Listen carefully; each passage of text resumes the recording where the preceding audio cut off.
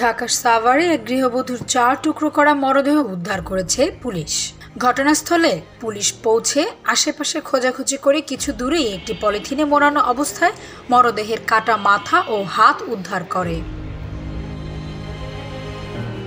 এই হত্যার ঘটনায় নিহতর বোন বাদী হয়ে সাভার মডেল থানায় একটি হত্যা মামলা দায়ের করেন। নিহতর স্বামী সহ অজ্ঞাত কয়েকজনকে আসামি করে মামলা দায়ের করা হয়।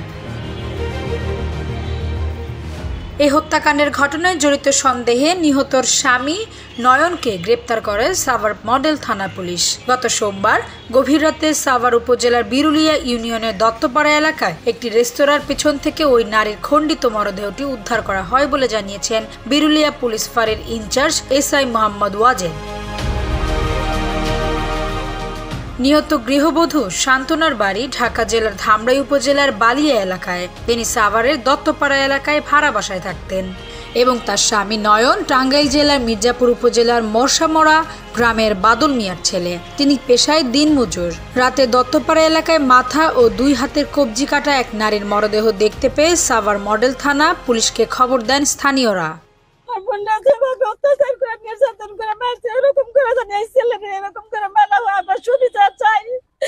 আমাদের টাকা পয়সা নাই, রাস্তায় রাস্তায় থাকি, মানুষের বাসায় থেকে কাম করে খাই।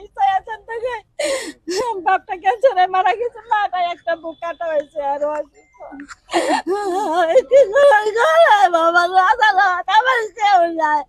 আমার বোনের আমি অনেক ভালোবাসছিলাম, সেই বোনটা আমার পালিয়ে গেছে। কি করে মরে বলিল আমি এসে সহ্য করতে পারছি।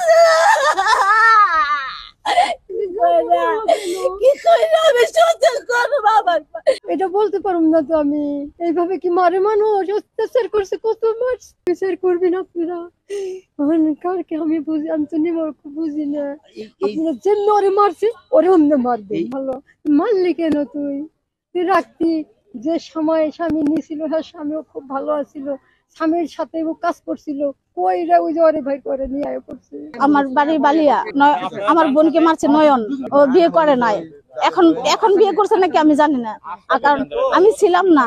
এই 6 মাস ধরে সম্পর্ক করতেছে, আর এর আগে এমনি সম্পর্ক ছিল।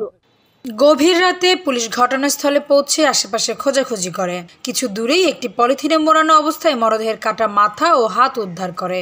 লাশটি ময়না তদন্তের জন্য রাজধানীর শহীদ সোহরাওয়ার্দী মেডিকেল কলেজ হাসপাতালে পাঠানো হয়েছে।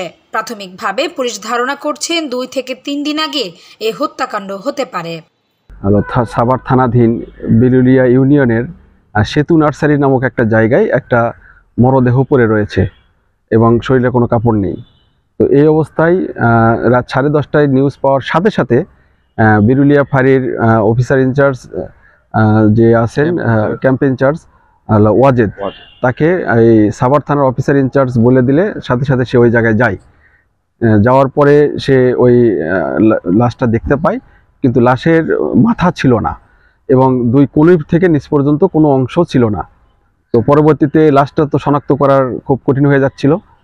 তো অনেক তন্ন করে খোঁজার পরে ওই জায়গা থেকে প্রায় 150 গজ দূরে মাথাটা পাওয়া যায়। একটা পলিথিনের মধ্যে মাথা এবং হলো 2 কনুইটা পাওয়া যায়।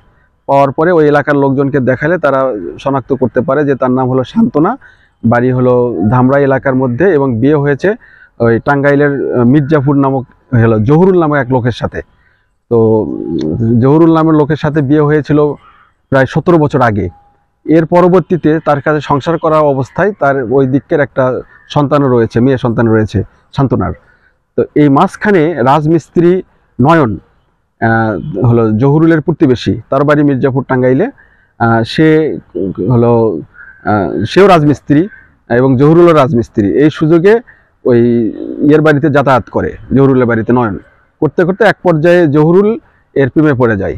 পড়ার পরে তারপরে এখানে নিয়ে আসে।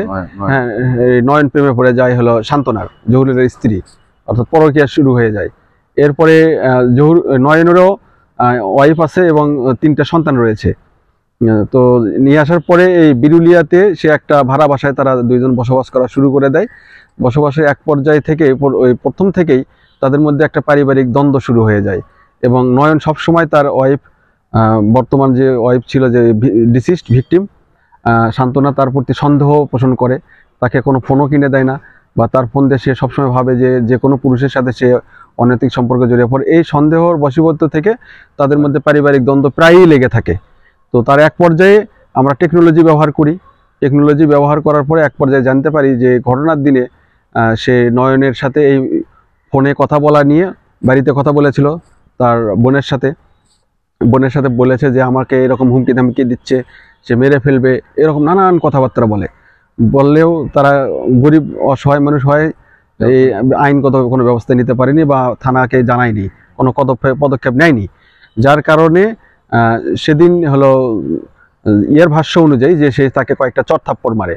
কিন্তু আমাদের টেকনোলজি অনুযায়ী বা আশেপাশে সাক্ষীদের জিজ্ঞাসাবাদে দেখা যায় যে নয়ন শান্তনাকে নিয়ে সেতু নার্সারির আশেপাশে সেই রাতে ঘুরঘুর করেছে, ঘোরাফেরা করেছে এবং সেই জায়গা তাকে দেখা গেছে।